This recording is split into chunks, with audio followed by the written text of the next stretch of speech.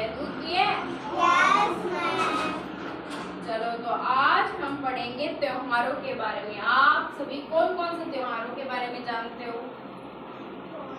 होली, दिवाली और तीज और रक्षाबंधन और ईद और संक्रांति, मकर संक्रांति। दिवाली कब मनाई जाती है? कार्तिक अमावस्या को। कब?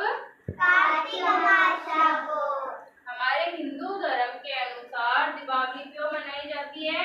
क्योंकि उस दिन भगवान राम 14 वर्ष का वनवास पूर्ण करके वापस अयोध्या लौटे थे। इस खुशी में घी के दीपक जलाए थे और दीपावली मनाई थी। ठीक है। दीपावली पे हम बहुत सारे पटाखे फोड़ते हैं। दीपावली पे हम लोग पटाखे छोड़ते हैं ना? आतिशबाजी करते हैं, लेकिन ज्यादा पटाखे नहीं छोड़ने चाहिए क्योंकि प्रदूषण होता है ना।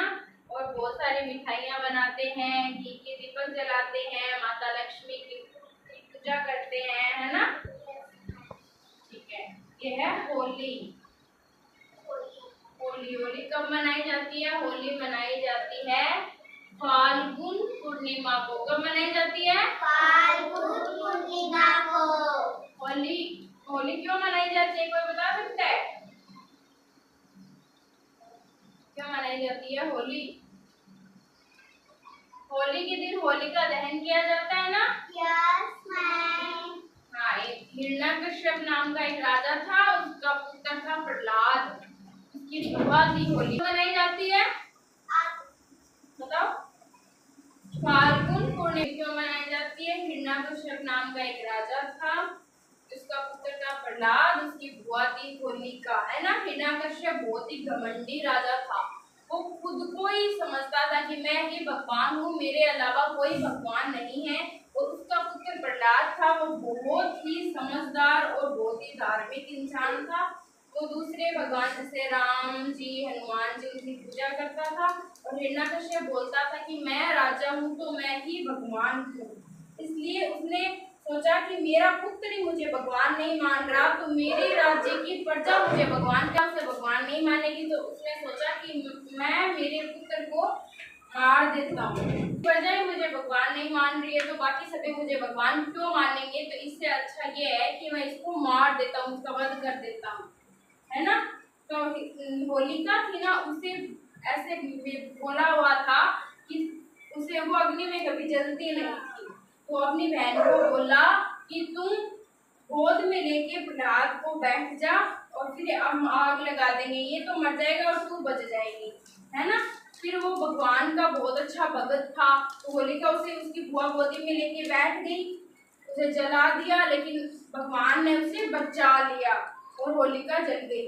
होलिका की एक चुनरी थी सिर पे, वो चुनरी जितनी देर ओढ़े रखती थी तब तक वो आग में नहीं जलती थी। वो चुनरी हवा से उड़ गई और होलिका तो उसका तो दहन हो गया और प्रहलाद बच गया। ये पौराणिक मान्यता है हमारी, ठीक है। और ईद कब मनाई जाती है? जब रोजे खत्म होते हैं। रमजान माह में 30 दिन तक मुस्लिम भाइयों के रोजे चलते हैं, उनके खत्म होने के बाद ईद का त्योहार मनाया जाता है ना।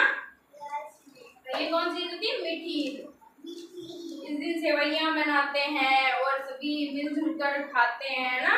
और रक्षाबंधन कब मनाया जाता है? ये कौन सा त्योहार है? रक्षाबंधन। और रक्षाबंधन कब मनाया जाता है? श्रवण पूर्णिमा को। कब मनाया जाता है? श्रवण पूर्णिमा को। ये रक्षाबंधन का त्योहार है ना, भाई बहन को राखी बांधती है ना, बहन भाई को राखी बांधते हैं, है ना। कब मनाया जाता है? श्रवण पूर्णिमा को मनाया जाता है। इसमें क्या हुआ था? सबसे पहले राखी क्यों मनाई गई थी?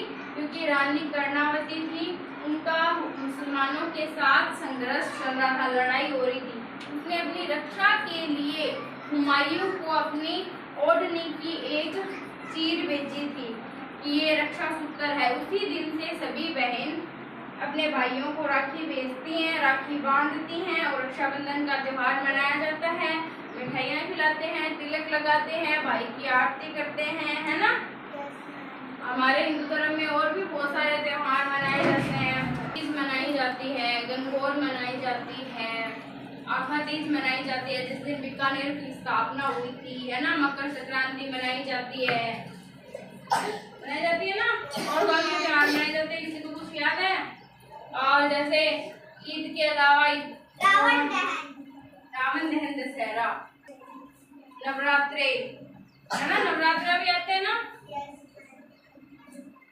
और क्या, 12 वफात, क्रिसमस जो ईसाई मनाते हैं, है ना।